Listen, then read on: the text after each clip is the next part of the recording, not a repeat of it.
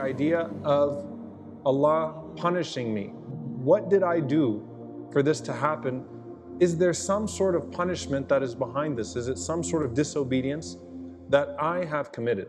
Because we have to actually ask the question, does Allah subhanahu wa ta'ala punish people in this life for their deeds? Is this the place where punishment takes place? You read about nations of the past that were destroyed, and so there are a few ayat. Number one, Allah subhanahu wa ta'ala says, لَوْ يُؤَاخِذُهُمْ بِمَا كَسَبُوا لَعَجَّلَ لَهُمُ الْعَذَابِ. If Allah was going to call them to account for what they had done, He would have certainly hastened their punishment. What does that mean? Can you imagine the nature of our relationship with Allah subhanahu wa ta'ala if we immediately faced consequences for our sins? Believer, disbeliever, whatever it may be.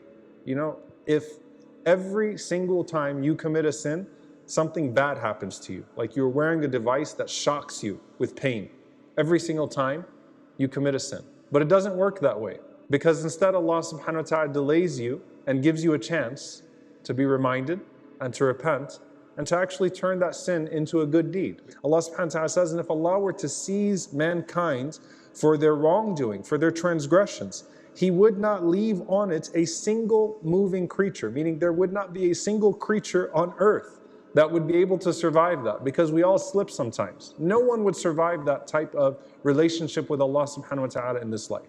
None of us would get past that.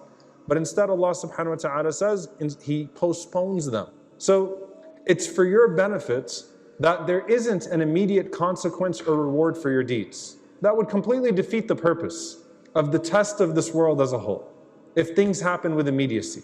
And Allah Azza wa Jalla says, سَنَسْتَدْرِيجُهُم مِّنْ حَيْثُ لَا يَعْلَمُونَ. And this was the one that used to scare the companions. That sometimes, in fact, we will reel them in from places that they don't realize. Blessings can be a form of punishment. So you see someone and you're like, why do they have all this despite their disobedience, despite the horrible things that they do? Why do they have all this goodness in this world? Allah subhanahu wa ta'ala says that even if they have the blessings of this world and the goodness of this world, there is still punishment in the emptiness on the inside that can only be filled with iman. And so don't envy them. Don't be amused. And it's punishment for them in this life, and it's even worse when the soul departs from them in that state. So the believers, on the other hand, the righteous, they're given barakah in what they have. They're given blessing in what they have. They always have perspective because of the faith that is inside their hearts.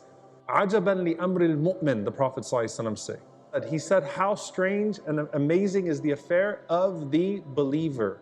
It's the iman that allows the believer to have perspective. They have perspective with the good that they have have perspective with the hardships that they have. They use it always to propel them to be closer to Allah subhanahu wa ta'ala. And nothing goes to waste in this life or in the next as long as they maintain that precious provision of iman, of faith. They keep it on the inside. And so everything around them makes sense as long as they have that on the inside. Is there a framework, at least in the Deen, for classifying trials? And the answer is yes. 3 frames. The first frame, tests that are endured because you did good.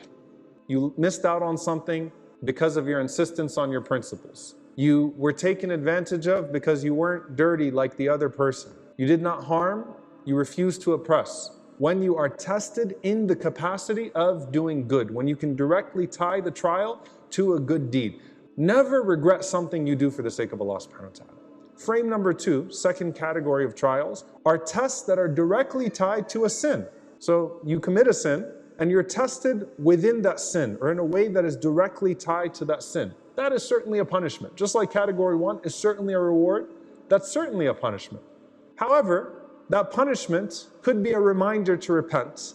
Of course you take that as a wake-up call, that Allah is sending you a very specific message to leave off that disobedience. Category 3 is everything else. Every other test. The tests that you can't directly tie to a good deed, nor can you directly tie to a sin.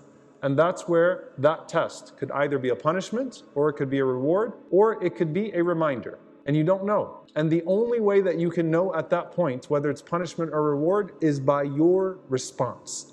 If you respond to it with obedience, with good, then it's a reward. If you respond to it with bad, then it's a punishment.